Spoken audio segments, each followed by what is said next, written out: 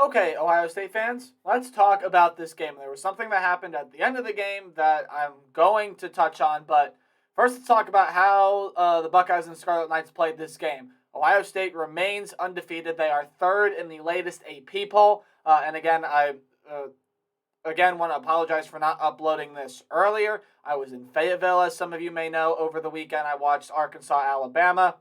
Very, very fun environment. Definitely would go back to Fayetteville and watch another game there. Sadly, the Hogs ended up losing the game. Sad for Fayetteville. Bama offensive line looked good. Video's not about that game. The video's about Ohio State and what they saw. This game was going on at the same time, so I recorded it, rewatched it, and I'm here to give you my thoughts on the game. And if you're someone who just purely looked at the stat line of this game, there's definitely a lot more to talk about than what you see in the box score. But we're going to get in to all of that. What's up, Tailgaters? My name is Tailgate Nate. Welcome to my channel. This is my Ohio State fan reaction series reacting to Game 5 of Ohio State's 2020 season, or 2022 season, I should say, against the Rutgers Scarlet Knights as Ohio State rolls Rutgers, and they're going to prepare for their first road game against the Michigan State Spartans coming up here next week. It's a 3 o'clock game on ABC. It should be a lot of fun to watch that one as well, see how this Ohio State team handles a road environment. But let's talk about what we saw against Rutgers. Obviously, I don't think there's really a whole lot of doubt that Ohio State was going to roll and win this one. Although at the beginning of the game, Rutgers was actually the team that struck first. So Ohio State's defense forced a 3-and-out, and then on the punt, Emeka Egbuka muffed it. Now, he went backwards to field said punt,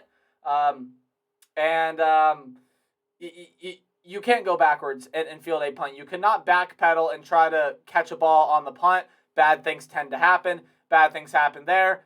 Very next drive, Rutgers goes 3 plays, 18 yards, and scores, gets on the board. Ohio State retaliated with a touchdown on their next 3 possessions after that. But come on, man.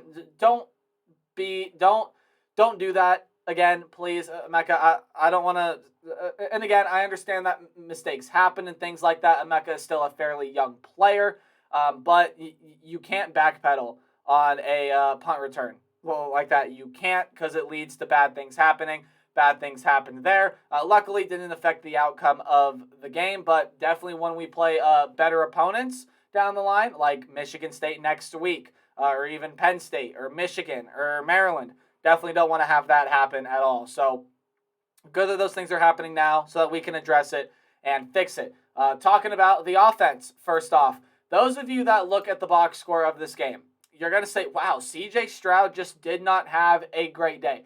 Now, from what I can tell and from what family members who actually watched the game told me when they watched it live in full, was that the wind may have been a factor in this one. Now, I don't know how true that is. From watching it, it was kind of a little difficult to tell, but there were definitely some throws where the wind in Columbus definitely affected CJ's plan. Definitely affected the way CJ was throwing the ball and things like that. I had family members tell me that pick was all on the wind. That pick was on C.J. Stroud. He threw it into a coverage where 4 guys were waiting, 4 white shirts were waiting there. You can't force that throw. You can't force that throw. CJ may be looking a little rattled and things right now. Again, not having Jackson Smith and Jigba on the field, definitely a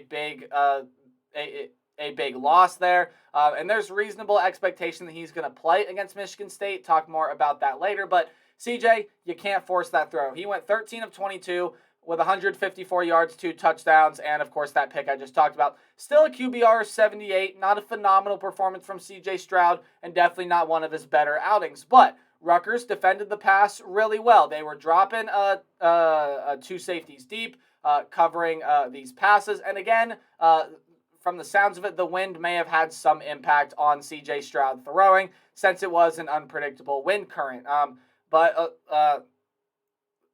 as far as C.J. Stroud goes and things like that, I'm not worried. I'm not going to take away a lot of things from this game in that regards there. I thought from my aspect of watching the game, I thought Rutgers came out with a pretty solid game plan. They executed it well, and it led to C.J. Stroud only having 154 passing yards, his fewest in a career start. Now, again, only threw 22 passes. usually throws around 30 or so a game. And again, wind may have played a factor in that too. Ohio State didn't hold the ball for long at all in this game. So I'm not worried about this pass game, not worried about C.J. Stroud, and Jackson Smith-Njigba is going to be back any week now. But what really impressed me in this game was Mayan Williams. We didn't play Travion Henderson at all in this game, and maybe a little cause for concern there, but I don't think so. I think it was just, hey, let's see what Mayan Williams can do. I think he got the start. They saw that he was rolling, and they're going to keep going with that. And I know Travion has had some things banged up with him, and maybe this was just like a game of caution before we go on the road and play at Michigan State again. But Mayan Williams was cooking, man. 21 carries, 189 yards, and 5 touchdowns on the day for Mayan Williams. That is an insane day. That's a crazy day. Mayan Williams balled out in this one, tied an Ohio State record with 5 rushing touchdowns. He was phenomenal. He was great. Loved the way that Mayan Williams played this game. And I think this all but solidifies. Not that it wasn't solidified already, but maybe the people that weren't watching Ohio State too closely and maybe are looking at the box score of this one, I think this solidifies that we really do have 2 running backs in the backfield that could be All-American type players. That's Travion Henderson, who was really good last year, has still been really good for this Ohio State team this year, and now Mayan Williams is having a really, really good year. Speaking of having a good year, I know Emeka Egbuka muffed that punt, but he is still Ohio State's leading receiver at 4 catches for 70 yards. You had touchdown catches from Julian Fleming and Marvin Harrison. Having Julian Fleming back has been huge for this passing attack. Again, couldn't really find a whole lot to get going in this game, but still some nice things ended up happening in the Ohio State pass. CJ did make some really good throws today too. I know people are going to look at the box score and be like, well, that's disappointing. Don't take too much from it, Ohio State fans. Again, from the sounds of it, the wind was there. And again, not having Jackson Smith-Njigba, things like that. I think CJ's going to be fine. I think everything is going to work out in that regard. I'm not worried in the slightest about what CJ Stroud and this passing attack are going to be able to do. And we face a very, very suspect Michigan State secondary next week. So, pretty positive that Ohio State, especially in the passing game, is going to have a pretty big day there. Not to say that the rushing game couldn't go off in that one as well, but especially with the way the Spartan secondary has been playing, Ohio State could have a field day if C.J. Stroud and company are going to be able to get things moving. Now, let's move to the defensive side of the ball. Again, I'm not worried about C.J. Stroud, not worried about this passing attack. Mayan Williams proved we have 2 premier backs, two of the premier backs in the country, even though we didn't play Travion Henderson in the game against Rutgers. Travion Henderson, we know, is back there, and we know what he can do. Hopefully, Jackson Smith-Njigba is healthy and get back on the field by the Michigan State game. Again, hamstring injuries are always really, really tough to judge. So hopefully it's not worse for wear this next week. But there's reasonable expectation he plays against Michigan State, and if he doesn't, if he ends up missing that game there as well, then there is almost 100% confidence that he will be healthy and ready to go for that Scarlet Out game against Iowa. And if not then you absolutely have to think that he's back by that Penn State game, right? And that's a game that Ohio State is going to need Jackson Smith-Njigba back, because Penn State looking really, really good right now. Let's move over to the defensive side of the ball, as I mentioned earlier. Again, only 1 sack. I would like to see Ohio State. They got pressure on Vedral or Simon. Noah Vedral, not playing quarterback. They got pressure on Simon. He only had 74 yards, 1 touchdown, 1 pick there as well. Went 10 of 19. But again, we were able to get pressure on him. We did have 6 tackles for loss in this game, but again, start to generate some more sacks, right? If we start to generate more sacks, I think this is going to be an even scarier defense than it already looks like it is. Steel Chambers had a pick. There was a fumble recovery in there as well. So some good things happened for Ohio State in this game, right? Michael Hall ended up recovering that fumble. So I thought this was a solid defensive performance. I'd like to see more than they showed in this game. Steel Chambers, 11 tackles. Tommy Eichenberg, 9 tackles. Chambers had 2 tackles for loss and that pick there that I mentioned earlier as well. This defense still looks really good. Hold on 1 second. We only allowed Rutgers to gain 187 yards, 1 of 11 on third down. Rutgers was unable to really do much, and Rutgers had the ball for 33 minutes in that game. Just really good stuff, forcing 2 turnovers there as well. Again, picking off Simon, and then the fumble there as well, recovered by Michael Hall. Rutgers only had 12 first downs. Again, as I mentioned, was 1 of 11 on third down. This Ohio State defense played really well. We only allowed 3 yards per rush, 4 yards per pass. Really, really good defense. If we can just learn to bring the quarterback down in the backfield, that's really going to benefit us, especially with teams like Michigan State coming up here, with Penn State, with Maryland, with Michigan, and especially quarterbacks like Talia, JJ, maybe even Peyton Thorne and Sean Clifford that are on this schedule. They're going to be able to beat us if we let him get out of the pocket and roam free. Not only running the ball, but being able to buy that extra second and be able to find the open man downfield. So something that I definitely say Ohio State is going to work a lot on. I think they should work a lot on it, being able to bring down the quarterback. Again, same kind of argument that I was talking about last week. We got really good pressure, but we were just unable to bring that quarterback down. So I'd like to see Ohio State be able to drag that quarterback down to the ground and be able to generate some more sacks on the season. Again, did not affect us that much in this game, and I knew it wasn't going to, but still something that I would like to see get better there as well. So that's pretty much all I have to... Oh, no, it's not. This has got social media a buzz, and everyone is talking about it. It's one of the bigger stories in college football this week. The fake punt.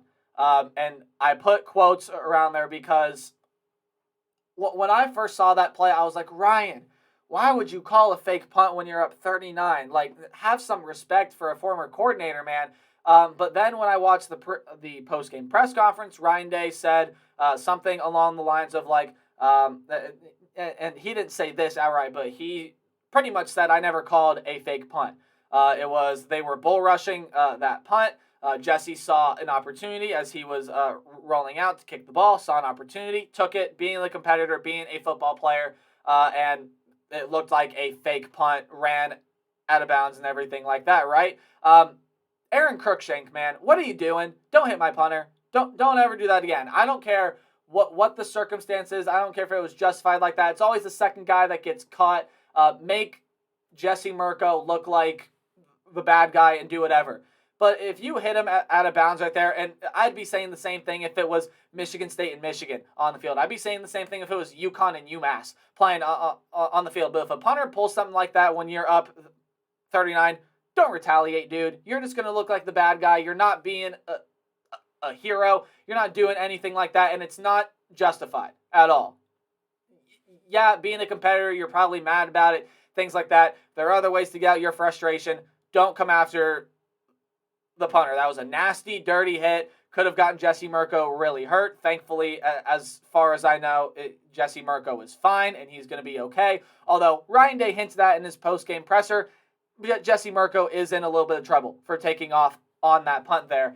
But also what added the fuel to the fire here was Greg Schiano charged the Ohio State sideline and got face-to-face with Ryan Day. After that play happened, the teams kind of came together for a little bit. The entire sideline didn't come over, it's just that Greg Schiano come over. And I get Greg Schiano's point. It's one guy defending your team, defending your player, doing everything like that. And that's fine. That's justifiable. But Aaron Cruikshank, man, what are you doing? Rightfully so, he was ejected from that game, as he should have been. Don't do that. And that's if you're a fan of any team out there. If you're not an Ohio State fan watching this video and you see a guy go out and do that, yeah, I know people are trying to be a competitor and running a fake punt when you're up 39 with 10 minutes to go. Probably not the right thing to do. Jesse Mirko should have just rolled out and kicked that ball. I fully agree with that. But you're not going to go in there and tell him, like, hey, take it easy on him, champ. No, like you're going to tell your backups to go in, be competitive. And even though Jesse Mirko is that starting punter, yeah, I probably should have punted it. he was being a football player and being a competitor on that play. I don't have a huge problem with it, although there is, like, I know some people have, like, the class thing, be classy, what are you doing, things like that. I don't have a huge problem with it per se, but, I mean, come on, Jesse. Like, don't do that again. Just don't do that again. Keep it out of the arsenal. Just run out there, punt the ball. But Aaron Cruikshank should not have charged Jesse Mirco like that, and I think most people out there would agree with me on that, right? Aaron Cruikshank looking like the bad guy there on that play, and I know social media is going to be a buzz and say, what's Ohio State doing running the fake punt up 39 with 10 minutes left? That's not what happened. Jesse Mirco is being a competitor. He saw an opportunity, he took it, and he's in trouble for it. So it sounds like this week of practice going to be pretty rough for Jesse Mirco, as Ryan Day says. Pretty much, he didn't outright directly say he's not going to sell out his player like that, but maybe a little hint at, Jesse Mirco's in a little bit of trouble after that game, and that's something that people on social media aren't going to realize because people on social media don't watch the post-game press conference. So, I mean, that's really all I have to say about that. It's just one guy being a competitor and coaches defending their respective sidelines. Yeah, you're being a competitor, being a football player. I get it. Takeaways from that: probably don't run when you're up 39. Just roll out, punt the ball. Wasn't going to affect the outcome of the game either way, but I understand fully being a competitor. And for the coaches, I have no problem with them defending their respective sidelines there as well. That's pretty much all I have to say. That's pretty much all I have to say about that matter. I don't want to see Jesse Mirco do anything like that again. Be a little more classy. And again, I don't want to see Aaron Cruikshank or anyone, for the record, do that again, because that was just unsportsmanlike to the highest degree, taking a dirty, cheap shot. No matter how upset you are, you never take a dirty, cheap shot on someone because it's going to get caught 99% of the time, and you hurt your own team by doing that. You're not helping anyone when you hit someone out of bounds on a dirty hit like that. So, but for Ohio State overall, besides that fact of it, besides the muffed punt, I thought this was a fine game. Thought it was a really well-played game, and we'll see how Ohio State plays next week on the road in Spartan Stadium. This is Ohio State's first road game of the year, and I think people are starting to, kind of doubt this Michigan State team, and, they're definitely not as good. Well, the secondary still has issues, yes, but I believe that Michigan State can still give Ohio State a little bit of competition. I think the line last time I saw was like 25, 24, somewhere around that number, but I think Michigan State, if they play a good game, can give Ohio State a fight. Definitely some things we have to watch out for. Michigan State's got two pretty solid running backs, and they have some good weapons out there as well. So defense is going to have to stay alert. Offense is going to have to play well. This can be a pretty solid Michigan State team. So we'll see what Ohio State and Ryan Day cook up for in that game. But that's going to do it for me talking about the Rutgers game. I thought this was a fine game, solid game. Definitely some things we can improve on heading into next week. And after we play Michigan State, we do get our bye week there as well. So, hey, I appreciate you guys watching. Be sure to like, comment, subscribe if you're an Ohio State fan. If you're not, I post other college football videos as well. And can you believe we're almost halfway through the season? That's crazy, isn't it? Right? We're almost halfway through the season. That's crazy. That's insane. But, hey, thank you all for tuning into this video. I'll see all you guys in the next one. And remember to play hard, but tailgate harder. See all you guys. Tomorrow, actually, I'll be posting my updated Top 25. Goodbye.